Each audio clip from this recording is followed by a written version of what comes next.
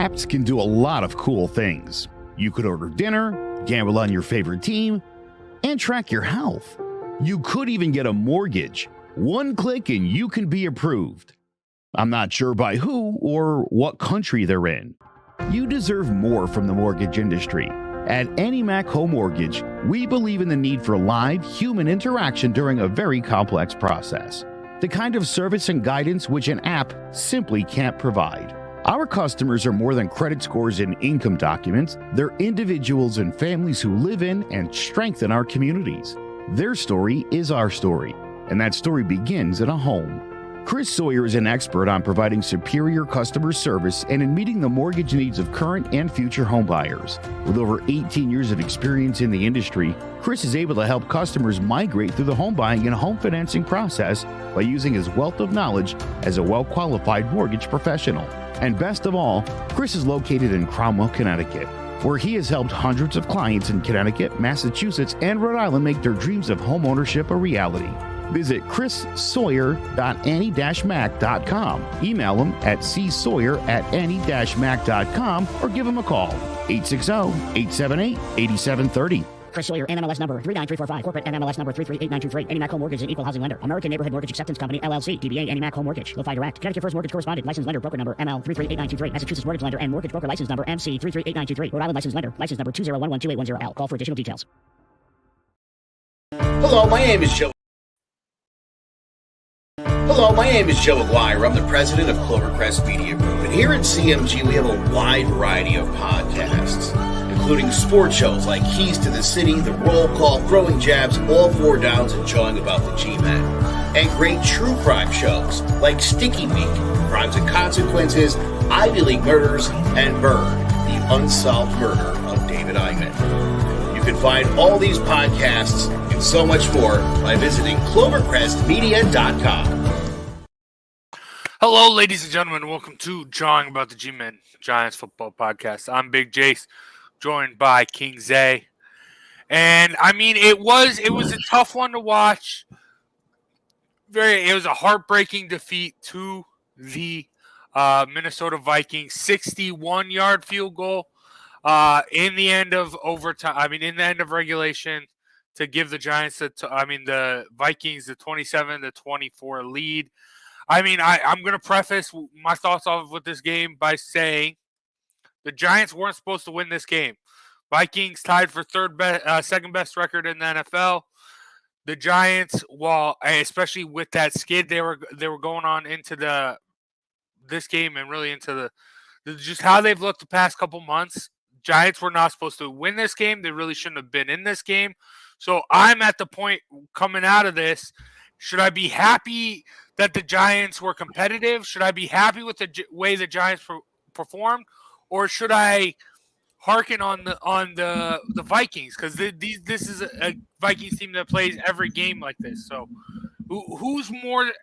Should we be praising the Giants more, or should we be going after the Vikings more after this loss, Zay?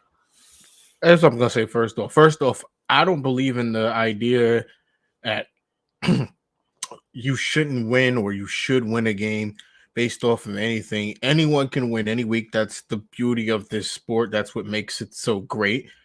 But again, the Giants, we mentioned it last week. The Giants in the beginning of the year, they were they were somewhat healthy, not very healthy. We know they had injuries coming into the year, but they were somewhat healthy and they played really well, which led to that winning streak that we all enjoyed. And again, what you saw last week as compared to the weeks prior, you're seeing a team that is continuing to get healthier down the stretch.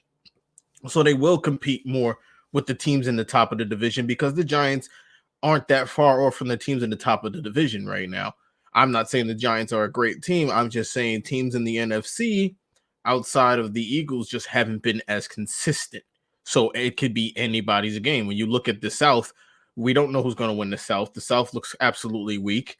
When you look at the 49ers, we're not sure with the quarterback situation, how Brock Purdy is going to act in his first playoff action. This is a guy who probably in more likelihood should not have seen the field this year had it not been for some bad injuries and some bad luck on that team. But again, the NFC isn't as daunting as people are making it seem, and the Giants aren't that far off from those teams at the top of the division. So I do think as this team continues to get healthy, they will continue to play better. So I will praise the Giants because again, the Giants we came into this year as a rebuild situation, and we are over exceeding expectations. Anyone's expectation, we far exceeded it. The Giants could lose the next 2 games, and it still would exceed any expectations that they had coming into the year. You're right. I mean, the Giants are exceeding expectations, right? 100%. And this is the same team we saw going into the season. Really, I mean, we knew we were going to have to offensively. It's Saquon, Daniel Jones. That's what we knew going into the season. The offense would have to be, especially since they're both playing for a contract this year. And the defense, while it, especially we knew the defensive line was going to be good. We knew we had young pieces there, and they've exceeded expectations there. But we also knew how bad the secondary was going to be. And this game tells the tale. Listen here, Zay. No. You can't do that because this secondary has not been bad, first off. The guys who have stepped up, they've been up and down. But again, you got to remember the third and second string. We're not talking about, Rodarius Williams, who we also lost this year. A huge, he was supposed to play a big role for us. Aaron Robson, these guys were supposed to play huge roles for us. Xavier McKinney, a guy you're going to get back. That secondary was solid in the beginning of the year when everybody was healthy. It wasn't really though. It was. Though. It could because again, when you're in a heavy blitzing defense. Your cover time is expected to be less. So they were playing well. Again, you had Adoree Jackson again out there, who's another person who's not there. Are probably number one. You're saying names, but where are the stats? Where are the takeaways? Where are the pass deflections? They didn't have takeaways. That's the thing. You don't have to have a ton of. You don't have to have a ton of takeaways to be a great defense. And to be a good defense. Takeaways come and go in the game. But to have a good secondary, you need to be able to intercept the football. Or you just got to stop guys from catching the ball, and that's what they did. Teams weren't scoring at a huge clip in the beginning of the. No, that's ridiculous. Tennessee wasn't throwing the ball all over the place. Green Bay wasn't throwing the ball all over the place. Who was throwing? Outside of the Dallas game, most teams were playing within 20 points. They weren't putting up huge numbers through the air. But listen, it doesn't numbers. Okay, cool. But think about back to all those big. Especially in the first half, second quarter. Look at that Washington tie. There are so many instances where the Giants have just going to burn. I don't care about how many injuries you had to get to that point is what I'm saying. It was the same stuff. Maybe you lessened the load a little bit, but it was still the same. You're pointing at this one stretch of 4 games where the Giants were down to a third string offensive line, third or fourth string secondary. I don't even know who was out there at linebacker. They were so beat up. Yes, it happens. But again, when you get healthy, we have seen what this team can be in the last 2 weeks. They had a win. They had a tight game against Minnesota. Okay, injuries. I think look at the D-line this year. They've been riddled with injuries left and right. Azeez Ojulari, Leonard Williams, Dexter Lawrence missed some time. Obviously, Kayvon Thibodeau, but they've stayed where they're at. That hasn't been the same with. They've still been one of the best defensive lines in the league. No, because when Leonard Williams went down, especially the Giants couldn't stop the run. Teams were putting up 100 on them. There was an infographic of teams with duos who were putting up over 100 yards on the Giants' run game because our offensive line was beat up. Then you get healthy, and look what happens. Dalvin Cook, bro, he didn't cook us. He didn't have one of those. Yeah, because Justin Jefferson and T.J. Hawkinson were. Because he didn't need to run the football when you were gashing them. You got healthy, bro. You got healthy. That's what happened. They got healthy. This game was 24-24. Leonard Williams still isn't It wasn't a ton of passing through the air. Yeah, the tight end caught touch, but there were those touchdowns, 109 yards. Justin Jefferson. Talking about plays already in the red zone. Yards. They weren't just slinging it all over the place. Again, Justin, and don't take nothing away from Justin Jefferson. He's probably the best wide receiver in the league.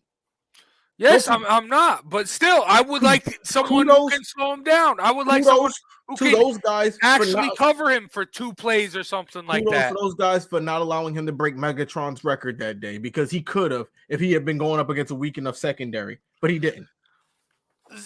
Yeah. Oh, listen. Come on. You're right. The secondary is bad though. It is right now where it's at is bad, and it's gonna. And it was an issue. It was an issue coming into the season. It's still an issue. Is it still an issue even with everyone healthy? Is this secondary an issue?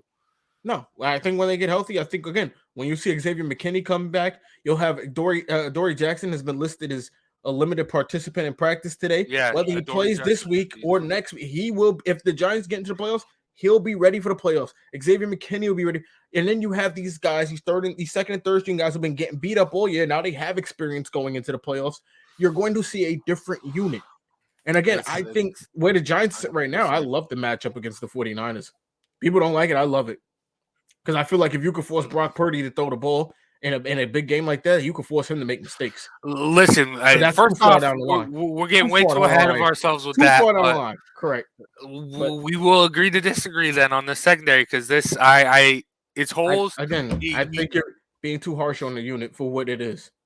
It's like beating up on the wide receiver. There it is for what it is. It's like beating up on the wide receiving unit. We know what it is, but the guys are still going out there. Richie James, Isaiah Hodges, they're still going out there. They're still trying to ball. We know they're not the top receivers in the league. Zay, okay, so every team, so the Houston Texans, they're great. They're going out there every day. They're trying. They're getting paid. The Houston Texans are great. The Houston Texans are good if you think the Giants defense secondary is good because they're going out there. The Giants have the record for me to make a statement like that. The Houston Texans do not. The Giants are a winning team right now who will finish the season with a winning record. But if you're talking about getting ready, going out and playing, then anyone's a good team. If that's what makes you good, going out and playing, getting ready, being ready for games. The Lions are a good team because they don't have the greatest talent out there, but they go out there, they compete, they win games. You can make an argument for them. You make an argument that they don't have the greatest secondary. They let up a ton of points in the beginning of the season, but the secondary has gotten better throughout the years because that's what happens. And they won games. Listen, you're bringing up the Lions, same thing. Their secondary's trash. Their defensive line have gotten better. They have gotten better throughout the year. They have gotten better. It's the defensive line. It's not the secondary. Both secondaries suck when you have a defensive line that can get pressure like that. It's not. That's just what happens. Having a great of a year. He's having an okay year. He's not. He's not having that great of a year. He's turned it on when Detroit's turned it on. Since Detroit's gotten better, Aiden Hutchinson's played like that second overall pick. Bro. At the end of the day, the secondary has improved because, again, they're not letting up as many points as they were in the beginning of the year. Because the pass rush is getting there quicker. Okay. It's the defensive line. It's only the pass rush. We're going around in circles. We don't have Sean or Joe here to I wish one of them was here, but keep going around in circles. But it's the truth. Listen. Okay. I'm afraid since we're already going back and forth around this, we can go on forever. Comment down below which one you guys side with. Comment in the YouTube or whatever. Tweet at us. You see my Twitter on the screen there at Big J Stace. Tell us what you really think. Okay, before we move on and preview the next game, I'm gonna bring this up. I'm afraid we're gonna get wild here. I've been harsh of Daniel Jones all year, right, Zay? Mm-hmm. I'm sold on him a little bit now. I'm definitely sold on him more now than I was at the beginning of the year, and he's the quarterback of the future. But listen, I think there's something that no one is looking into. His relationships with his wide receivers scare me. Think about the beginning of his career. Obviously, you had Evan Ingram. Obviously, you think of that great Bucs game, his first start. That big play to Evan Ingram, and then all the drops coming. Then obviously, slowly Evan Ingram gets faded away and out of the offense. And then, by the time his last couple games last year, he was barely even out there. It felt like Sterling Shepard. I mean, not Sterling Shepard. Who am I? Darius Darius Slayton. Obviously, Daniel Jones' rookie year, big piece of the puzzle, gets banged up, leaves. Daniel Jones never gets back with him like that. Same goes for Sterling Shepard. I mean, granted, we've seen such a small sample size. As soon as he gets injured, as soon as he comes back, he seems like he's lost. No, Daniel Jones doesn't go to him. And I feel like Kadarius, and then you see Kadarius Toney and Kenny Galladay. These guys, Kadarius Toney's having some success in Kansas City. Galladay had some success in the Lions. Listen, why is that? That's the common factor, though. That is. They're going out there. He's playing. Listen, and then the real thing that made me question this was Daniel Bellinger this game. Going the beginning of the season when Daniel Jones was looking his best, I think Daniel Bellinger was like the biggest pass catcher, the biggest part of the pass game for him. He was that security blanket. He was that check down guy when there weren't the big plays, and Daniel Jones desperately needs that. Mm-hmm. But you get it to him. You haven't had him for a while. Then he obviously that fumble sucked, but you don't go back to him till the fourth quarter.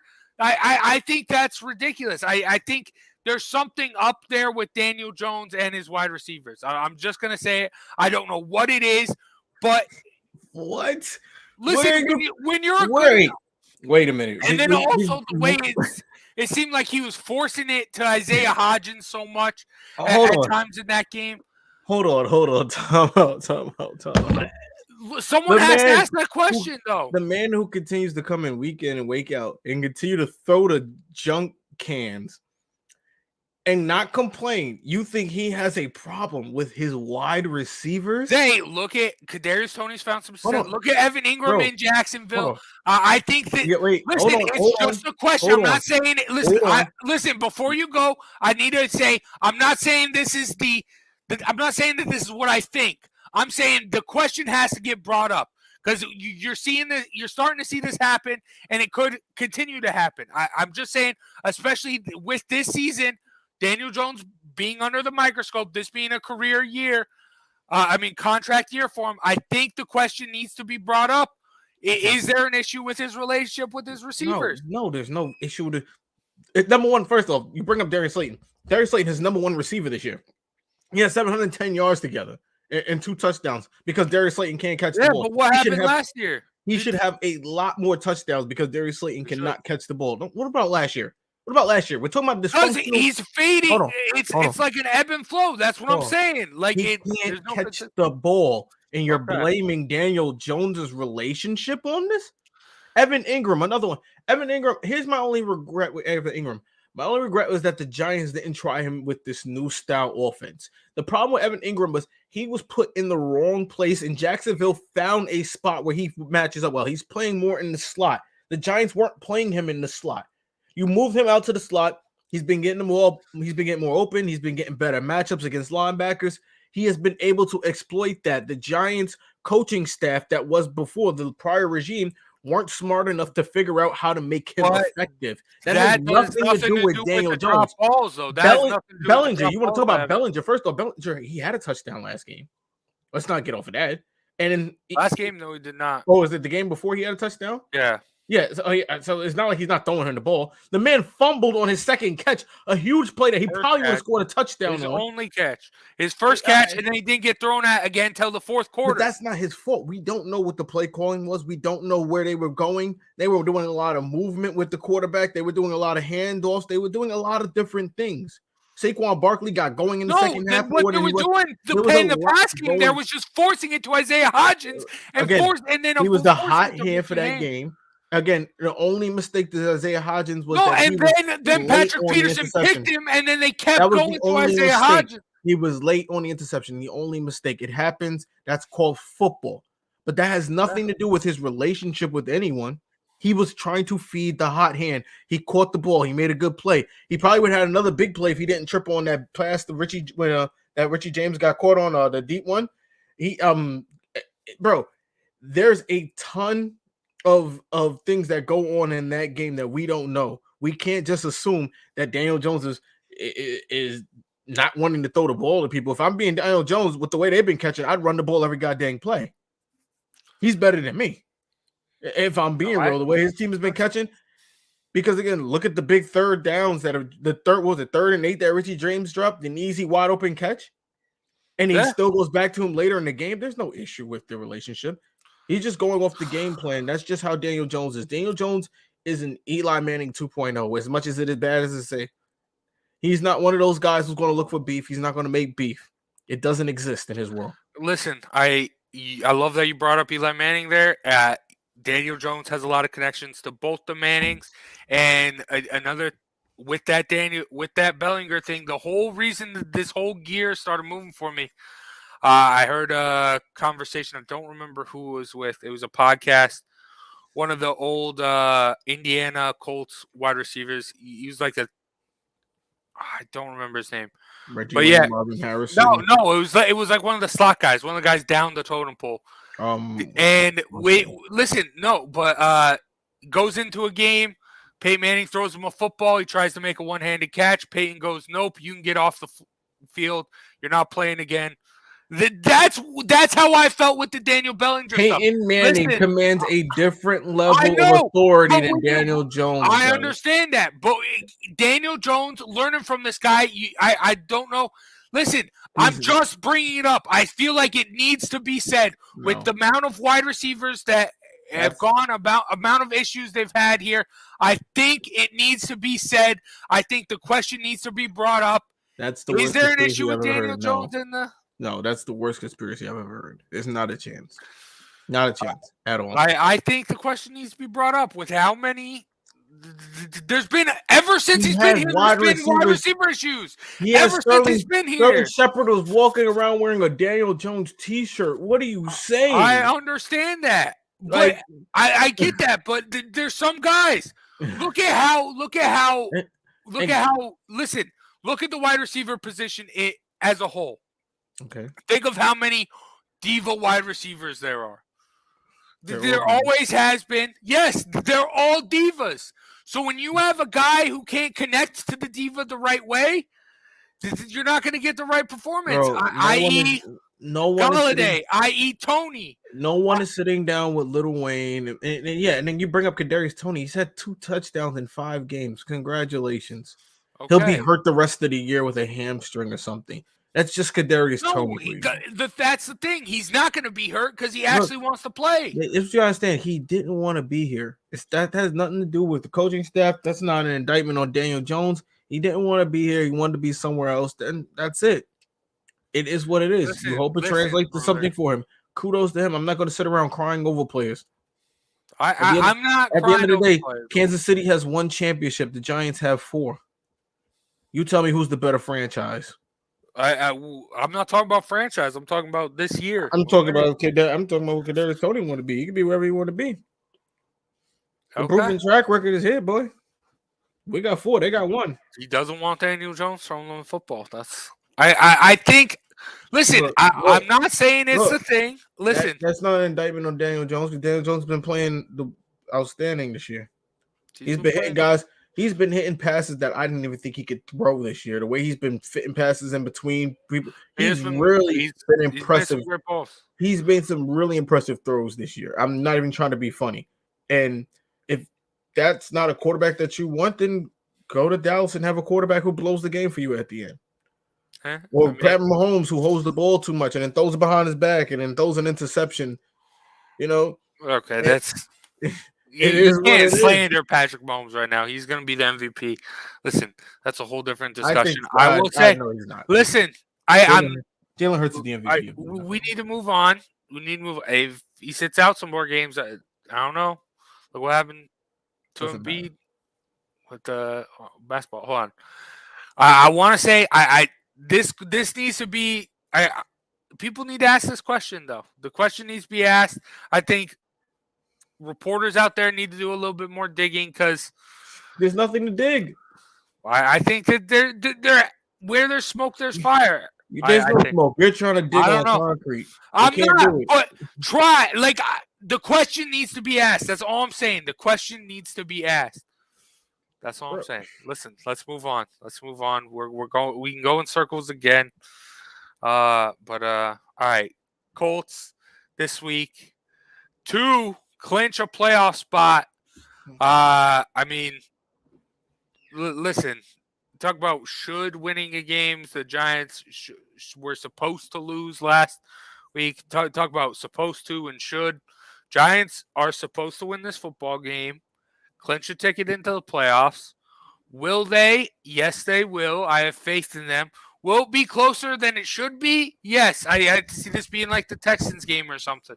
Like Giants just play close games, like the Vikings play close games.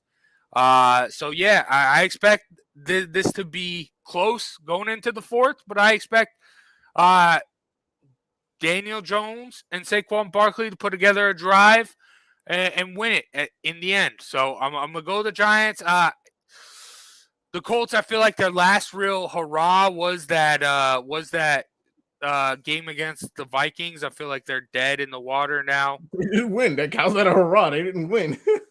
I know, but that was their last like big game. Like, oh, let's get up for this. Jeff Saturday on a Saturday. I'll tell you what, they put up 33 points. I don't know how the Giants are going to put up 33 points. Yeah,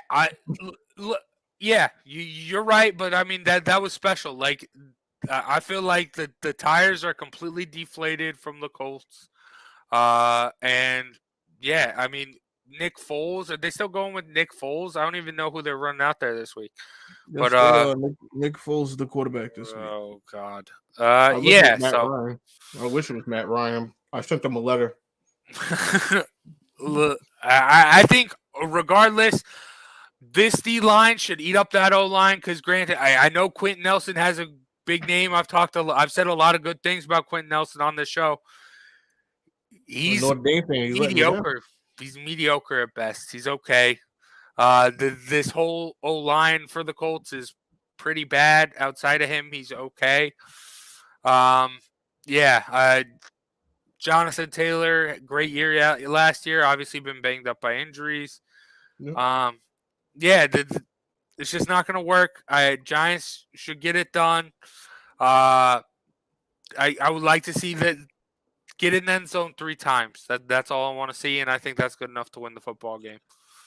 Yeah, it should be enough. I mean, again, we've seen the Giants have letdowns, but I think the difference here with this new regime is they teach these guys and they learn and they learn from their mistakes and we saw what happened with Washington. We saw the tie. They came back out again. They balled. I mean, look, it was a close game again, but they were able to get it done and they were able to hold on at the end. So you have to assume after that letdown with the Lions that the coaching staff will have them prepared and there won't be a letdown at home, hopefully. I don't want to assume anything. I don't want to jinx the Giants because, again, we've been here before. But the Giants are in a really good position. They could possibly still even make the playoffs and lose in the next 2 games. Obviously, that would look horrible on our record, but we've been 8-8 before in the playoffs, so it is what it is at this point. Again, we always talk about it. The Giants make the playoffs. It's an indictment on the coaching staff and how good they've been, and a team overachieving and learning and growing. And it's also, and like Joe said in the beginning of the year, if the Giants are going to be good, it's going to be because Saquon Barkley and Daniel Jones showed up. And regardless of who's been out there at wide receiver each week or who's been out there on the O-line, I can at least say both of these two have showed up all year long for the most part. And it's translated to a good season for the Giants. So, again, we hope for a win. I want to win. I want to go to the playoffs. I don't want to have to go to sleep worrying about if, who wins and who loses scenarios, whatnot. I just want to lock this up and go into the new year happy, Well, I'll be into the new year already, but you know what I mean. Yeah, I got you. Let's hope we can start the new year off right with this win from the Giants. It's going to be a big day. Giants can clinch playoff berth, and plus my Utah Utes in the Rose Bowl all Sunday. For the first time in our show's history, we're going to be doing a playoff show. Yeah, that's crazy. That's crazy to think about. Yeah. 2020 when I started. This is crazy. Well, when I started. Yeah, that's insane. I mean, we were close Judge's first year, but that's crazy. But now that I say that, now that I verbalize it, like Dable's doing so good, but I don't want to say it. I you know what I'm thinking. You know what I'm thinking. I don't want to put it into the ether, but out in the universe. But you never know. But all right, that's gonna do it for us today. Hopefully next week. Hopefully next week we can get back in the win column. We should, and then who knows? Rattle off. Maybe Eagles already clinched everything. Probably gonna sit some people going in week 18. We'll have Joe and Sean win 3 of the last 4 going into the playoffs. Giants could be sneaky. I'm telling you, then we'll have Joe and Sean show up again. Then where you guys been? Oh my goodness, yeah, maybe. But yeah, I mean, but if the Giants do win this week, which they should, and say the Eagles are resting some guys, they get the win that week. You will see, mark my words, whether it's on ESPN or Fox or whatever, someone's going to say, oh, are the Giants getting hot at the right time, blah, blah, blah. I think someone's going to buy into the Giants. That's all I'm going to say. That's my prediction. The Giants win the next 2. But I'm not touching that. Hey, I'm not saying they are. Anything could happen, but I feel like one of those guys on one of those panels is going to be like, don't look now. Giants are hot. I'm not touching that. Okay. All right. All right. Well, yeah, that's going to do it for myself, Big Jace. Make sure you follow me at Big JCAce on Twitter, and my co-host here, King Zay. Big shout out to Clovercrest Media for sponsoring today's episode. Make sure you check out www.clovercrestmedia.com to check out a bunch of other awesome podcasts, and also go back, check out a bunch of old shows about John, about the G-Men, see how right we've been so far this year. And then also big shout out to Chris Sawyer at Mac Home Mortgage for sponsoring today's episode. It's going to do it for us, and we'll see you next week to talk more Giants football. Peace out, everyone. Hello, my name is Joe Aguirre. I'm the president of Clovercrest Media Group. And here at CMG, we have a wide variety of podcasts, including sports shows like Keys to the City, The Roll Call, Throwing Jabs, All 4 Downs, and Jawing About the G-Men. And great true crime shows like Sticky Week, Crimes and Consequences, Ivy League Murders, and Bird, the unsolved murder of David Eichmann. You can find all these podcasts and so much more by visiting clovercrestmedia.com.